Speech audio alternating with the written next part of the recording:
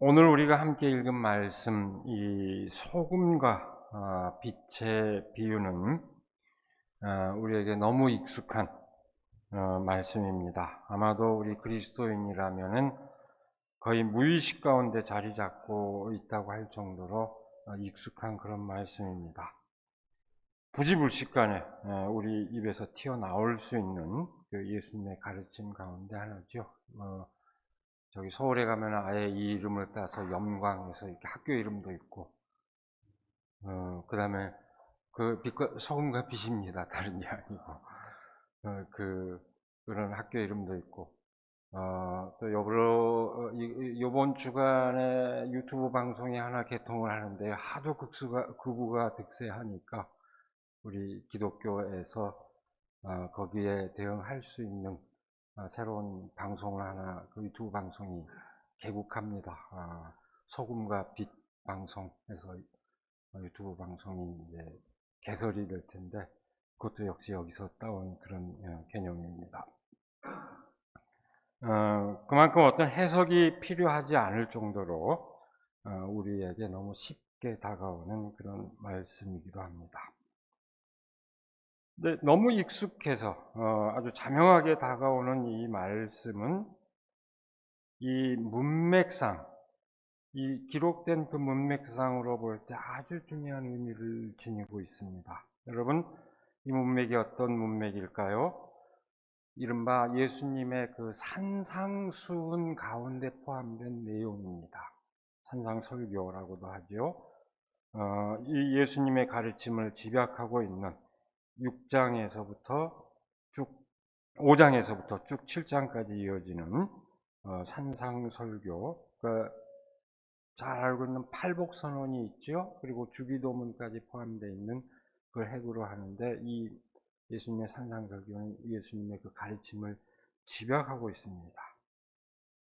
근데 바로 그 가운데서 오늘 말씀은 예수님께서 선포하신 팔복선언 바로 곧바로 이어져서 나오는 그런 말씀입니다. 그러니까 이 말씀의 뜻은 그 예수님을 따르는 그 제자들을 일러주는 그 말씀인데, 팔복선언과 직결되어서 나온다는 것을 우리가 유념할 때 그 의미는 팔복선언이 가르치는 그 의미를 이렇게 실현해라 하는 얘기로 그 의미를 새겨볼 수 있습니다.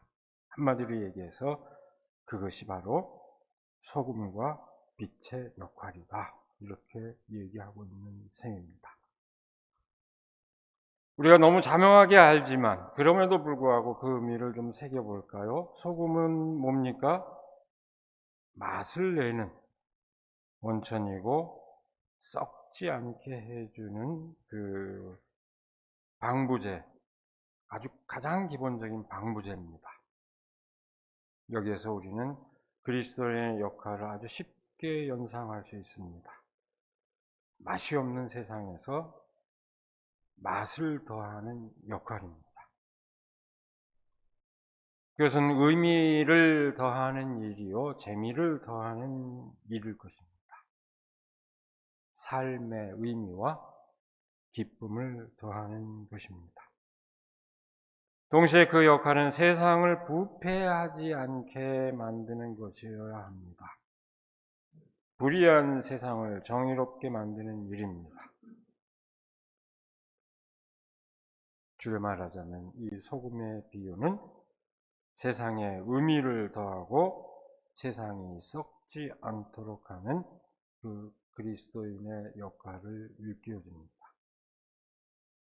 다른 복음서들은 이 소금의 비유와 그 빛의 비유가 각각 나눠져 있습니다. 따로따로 다른 문맥에서 등장하고 있는데, 이 마태복음은 빛과 소금과 빛의 비유를 곧바로 연결해서 얘기를 하고 있습니다.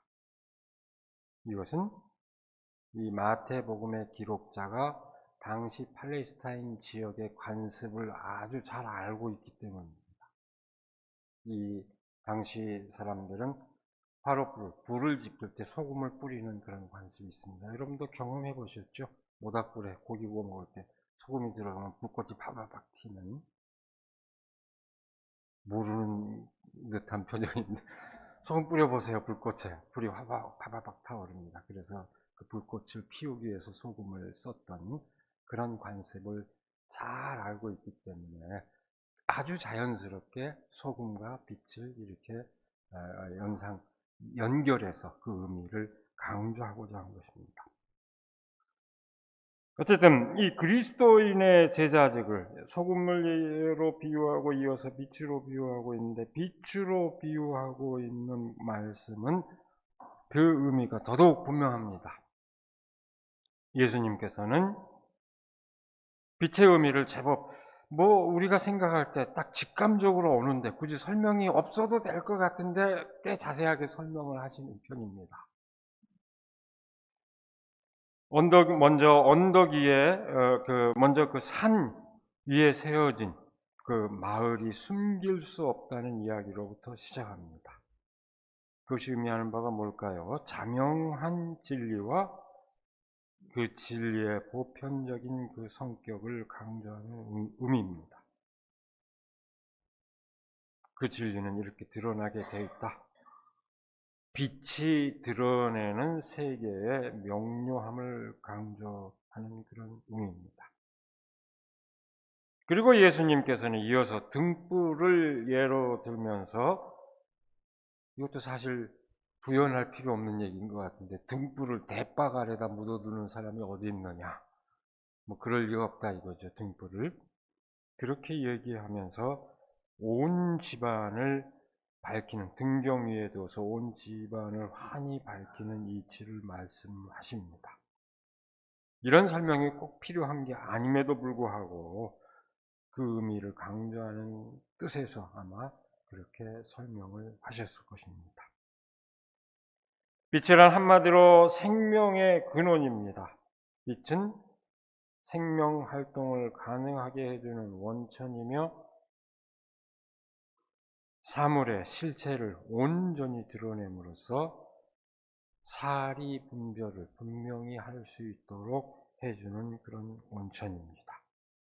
여러분, 이 산 위에 세워진 도성과 빛의 비유가 연결된 것은 도마복음서에서도 아주 선명하게 반복되고 있습니다. 도마복음을 보면은 32절 그리고 33절을 보면은요, 이렇게 되어 있습니다.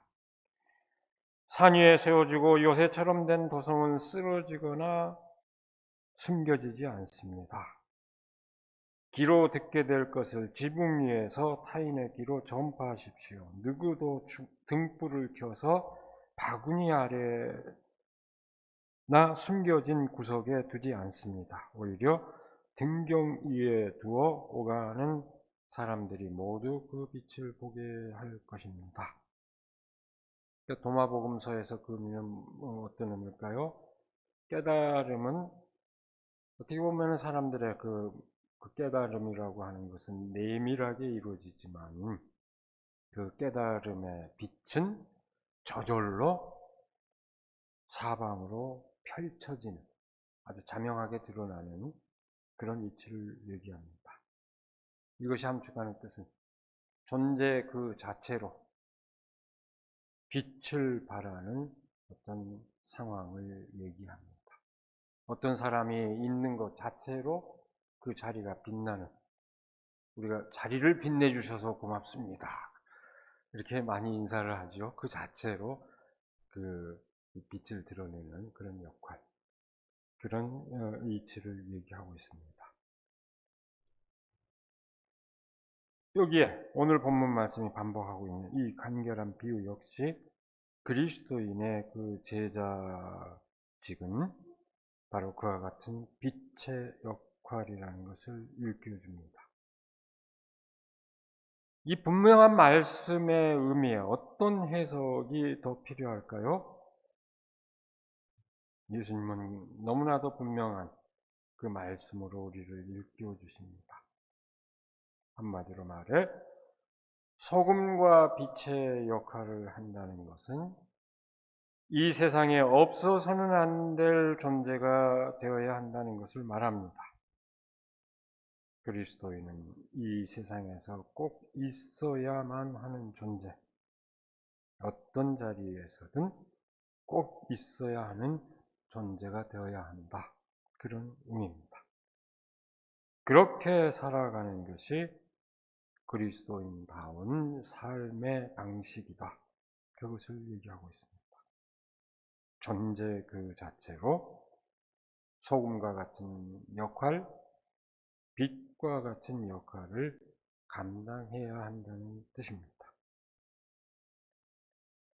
마태복음에, 오늘 우리가 읽은 이 마태복음의 말씀에서 더욱 놀라운 진실은 그것이 곧 하나님의 영광을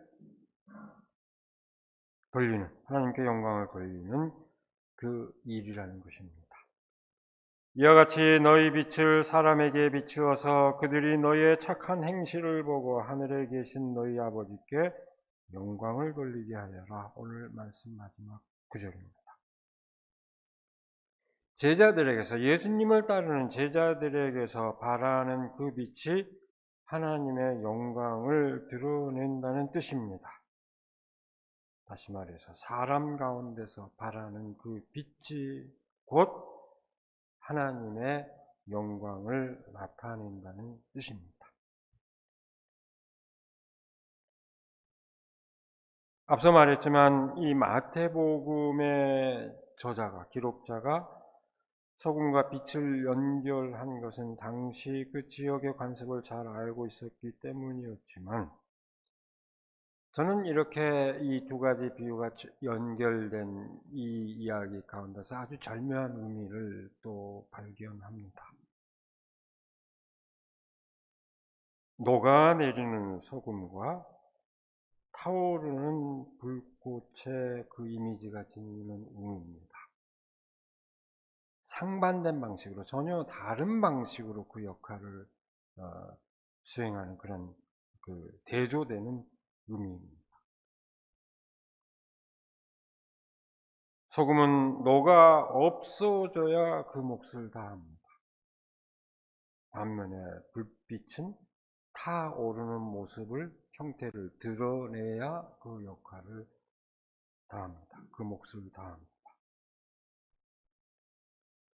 줄여 얘기하자면 숨겨진 내면의 빛이 드러나지 않은 것처럼 보이는 숨겨진 그 내면의 빛이 드러내고자 하지 않아도 저절로 환하게 드러내는 그 이치를 이 소금과 빛의 비유는 아주 절묘하게 드러내주고 있다고 생각합니다.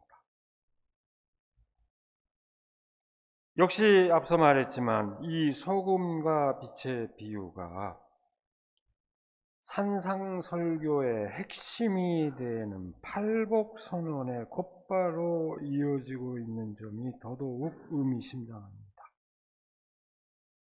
빛과 소금이 된다는 것은 바로 팔복선언에 담긴 그 뜻이 예수 그리스도를 따르는 사람들에게서 온전히 드러나야 한다. 그런 의미가 됩니다. 여러분, 팔복선언이 뭡니까? 너무 다 잘 아는 말씀입니다만 다시 한번 한기합니다. 마음이 가난한 사람은 복이 있다. 하늘나라가 그들의 것이다. 슬퍼하는 사람은 복이 있다. 하나님이 그들을 위로하실 것이다. 온유한 사람은 복이 있다. 그들이 땅을 차지할 것이다. 의에 줄이고 목마른 사람은 복이 있다. 그들이 배부를 것이다. 자비한 사람은 복이 있다. 하나님이 그들을 자비롭게 대하실 것이다. 마음이 깨끗한 사람은 복이 있다. 그들이 하나님을 볼 것이다. 평화를 이루는 사람은 복이 있다. 하나님이 그들을 자기의 자녀라고 부르실 것이다. 의를 위하여 박해를 받은 사람은 복이 있다. 하늘나라가 그들의 것이다. 우리가 잘 알고 있는 말씀입니다.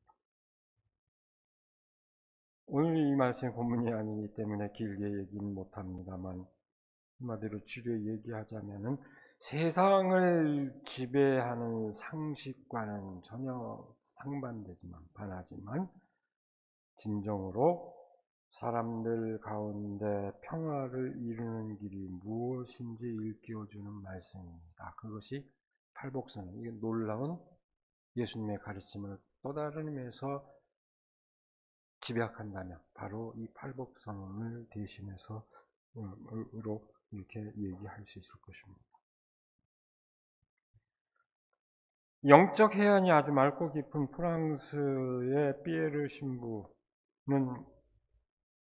이 말씀에 팔복선언의 의미를 중요하면서 특별히 이 팔복선언 가운데서 첫 번째와 마지막은 하늘나라와 직결된 이 선언, 첫 번째 선언과 복과 여덟 번째 복이 다른 부분은 다 미래형으로 되어 있는데 하늘나라와 직결된 첫 번째와 마지막 선언이 현재형으로 되어 있는 그 의미를 주목을 하면서 이렇게 얘기합니다. 하늘나라라고 직결시키고 있는 그 대목은 두 개가 앞뒤로 현재형으로 되어 있다. 마음이 가난하다는 것은 무슨 의미인가? 그것은 성 프란체스코처럼 자신이 가진 모든 재산을 나누어 준다는 의미가 아니다. 내가 국가의 원수이건 회사의 우두머리이건 또는 노동조합 책임자이건 교사이건 매일 저녁 나의 능력과 특권과 재능과 학식을 가지고 약자들과 가난한 자들을 위해 무엇을 했는가라고 자문했는지를 묻는 것이다. 이렇게 자문하는 자가 마음이 가난한 자인 것이다. 이렇게 의미를 덧붙이고 있습니다. 마지막 그 복에 대해서는 이 마지막 행복은 반드시 순교자로 죽어야 한다는 것을 의미하지 않는다. 세 사람이 있는데 그들 중 가장 힘센 자가 가장 힘없는 자를 착취하려고 할 때 나머지 한 사람이 내가 나를 죽이지 않고서는 이 힘없는 자를 아프게 하지 못할 것이다 라고 말하는 날 이미 하늘나라는 이 땅에 있음을 의미한다. 이렇게 해석을 하고 있습니다. 유일한 해석은 아닙니다만은 그 말씀의 의미를 아주 적절하게 해석해 준 하나의 그 의미를 깊이 새길 수 있도록 인도해 준 아주 그 의미심장한 해석이라고 생각합니다. 그리스도를 여기에 이어지는 소금과 빛의 비유. 그러니까 그리스도를 따르는 제자들이 소금과 빛이 되어야 한다는 것은 바로 그 하늘나라를 세상 가운데 구현해야 한다 이런 의미가 됩니다. 힘에 의한 평화가 아니라 힘없는 사람도 마땅한 삶을 누리는 정의에 의한 평화입니다. 그것이 곧 하늘나라입니다. 여러분, 이 세상을 밝히는 빛의 의미는 놀랍게도 예언자 이사야가 선포하고 있는 고난받는 주님의 종 노래에 이어지는 빛의 의미를 환기합니다. 이사야서 42장 16절은 이렇게 얘기합니다. 앞에 부분에 고난의 종에 관한 얘기가 쭉 나온 다음에 이렇게 얘기하고 있습니다. 내가 그들 앞에 서서 암흑을 광명으로 바꾸고 거친 곳을 평탄하게 만들겠다. 그 고난받는 종이 밝히게 되는 암흑에서 광명으로 빛의 세계로 인도하는 그 의미를 강조하고 있습니다. 그 진실을 다시 한번 오늘 말씀은 환기해 줍니다. 오늘 우리는 8.15 해방에 즈음하여 평화 통일 주일로서 그 의미를 새기고 있습니다. 해방의 진정한 의미가 분단과 갈등을 극복하고 평화를 이루는 데 있다는 것을 환기하는 그런 의미입니다. 그걸 되새기는 주일입니다. 여러분, 우리 한국 현대사는 두말할 것 없이 극적이었습니다. 아마 세계 역사 가운데서 가장 극적인 역사의 현장이었다고 봐야 될 것입니다. 극단의 나락에서 세계가 주목하는 나라로 변화를 거쳐왔습니다. 힘의 대결이 극해에 달했을 때 가장 비극적인 희생자 반열에 있었으나 이제 그 힘의 대결을 조종하고 중재할 수 있는 나라의 반열에 들었습니다. 물론 깡패 같은 나라가 골목대장 주먹 휘두르듯이 주먹을 휘두르니까 여전히 휘둘리고 있지만 사실 우리가 이 대한민국이 가진 저력이나 모든 것으로 능력으로 봤을 때 충분히 조종할 수 있고 자기의 자존심을 지키면서 조종할 수 있는 그런 역량을 충분히 오히려 밖에서 다 그렇게 보고 있습니다. 그걸 못 써먹은 게 탈이지 그런 상황에 이르렀습니다.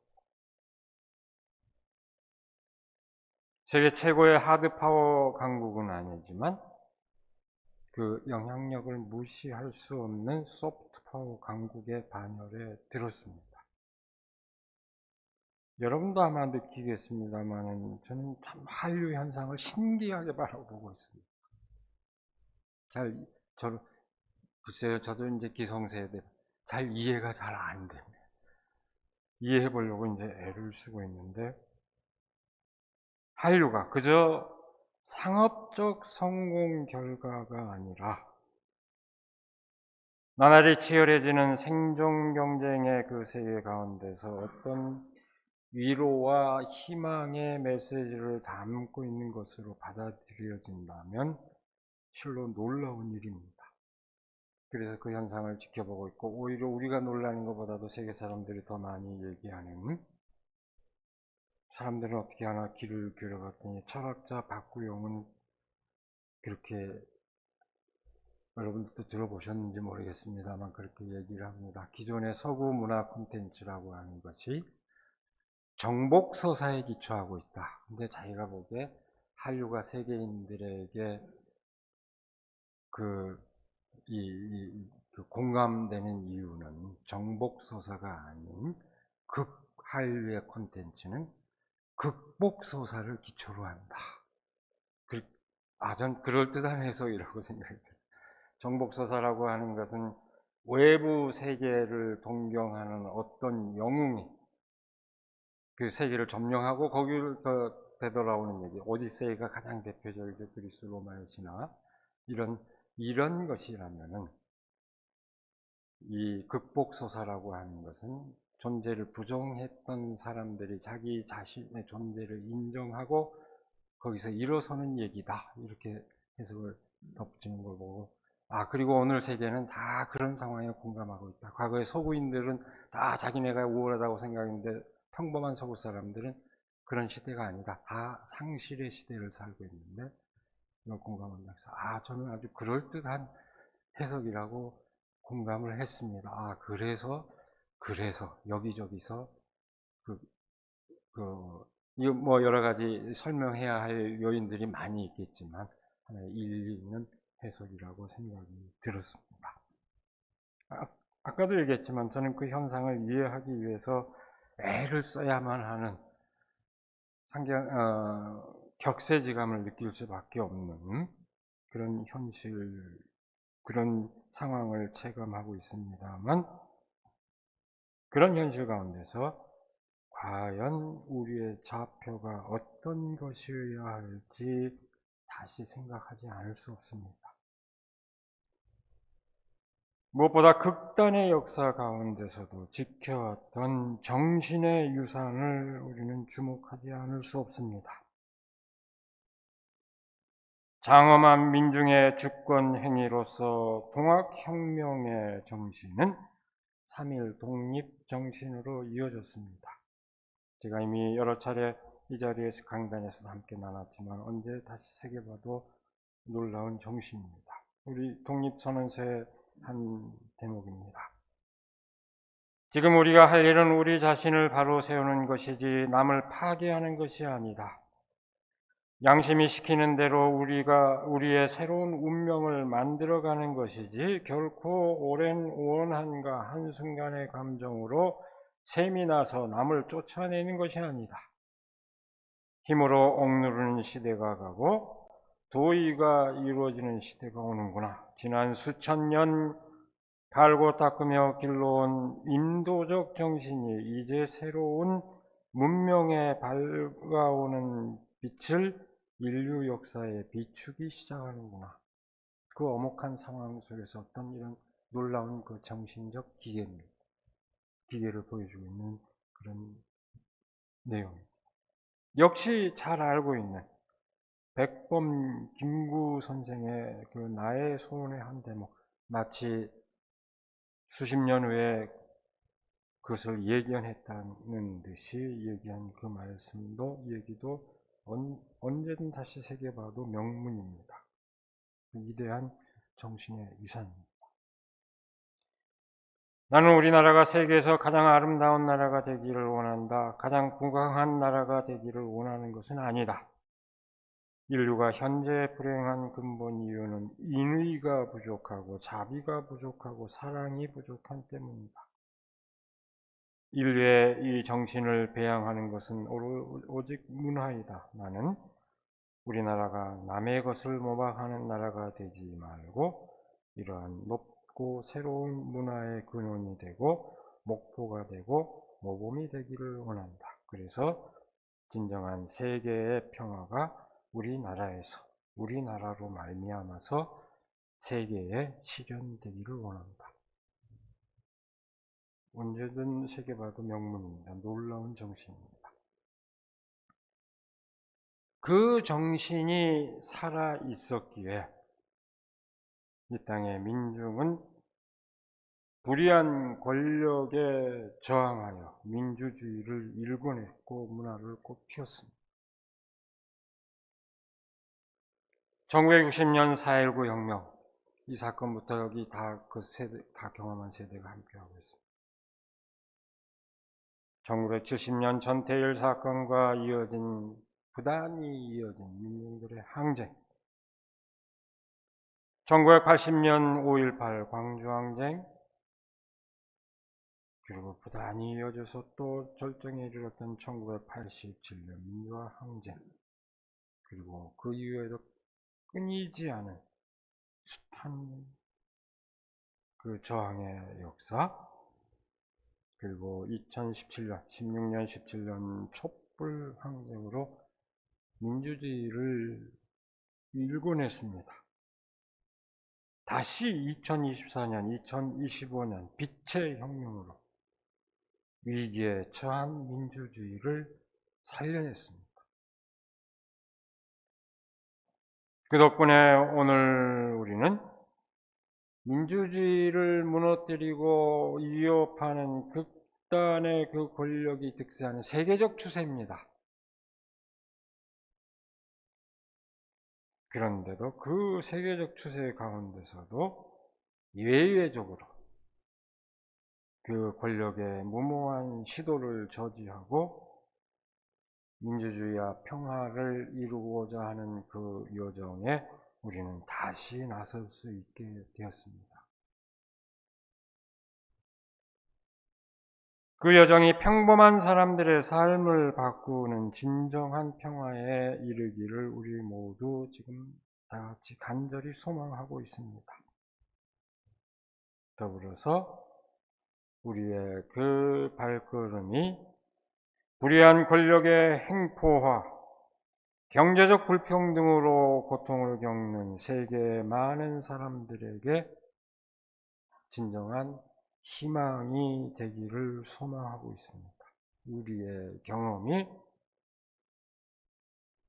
이 세계에서 소금이 되고 빛이 되기를 우리는 정말 절실히 바라고 있습니다.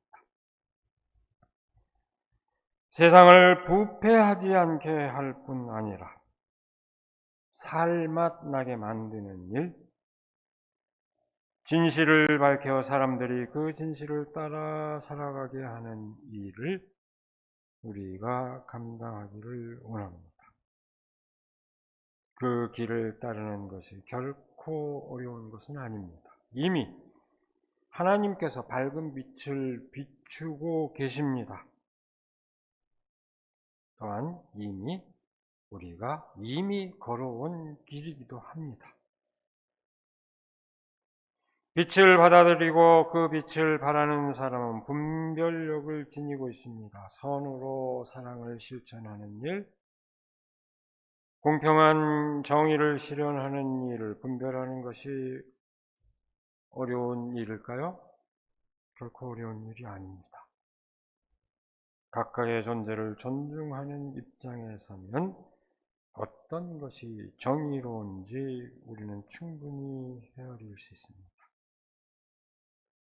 상대를 없는 존재인 것처럼 무시하거나 부정하는 입장에서는 알 수 없지만 상대를 존중하는 입장에서는 우리는 충분히 무엇이 옳고 그른지 다 분별할 수 있습니다. 그래서 그렇게 사랑을 이루고 정의를 실현함으로써 우리는 모두 하나님 앞에서 신실한 삶을 누릴 수 있습니다.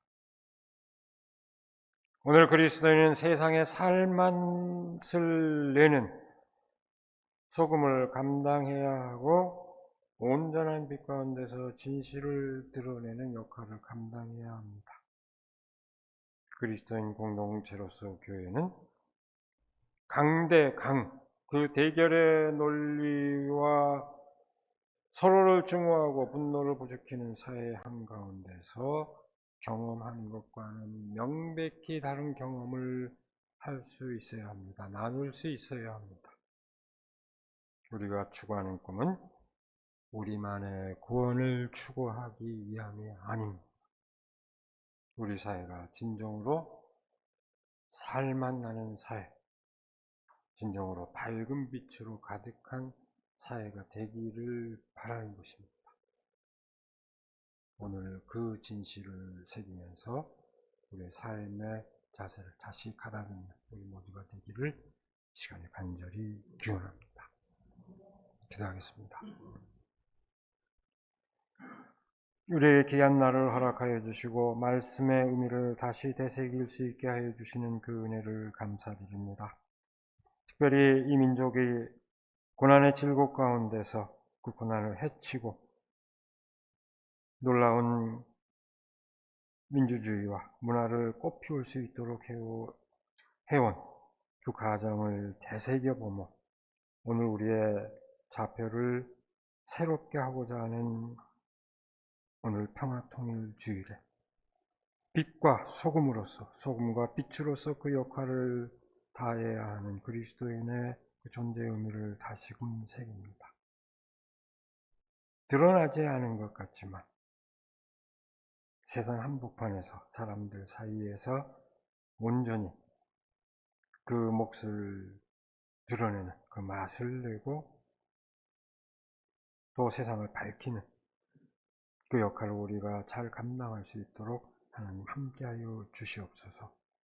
주께서 저희를 인도하여 주셔서 저마다의 삶 가운데서 또 이 역사의 현장 가운데서 그 소중한 역할을 감당할 수 있도록 저희를 인도하여 주시옵기를 원하오며 우리 주 예수 그리스도의 이름으로 기도드리옵나이다. 아멘.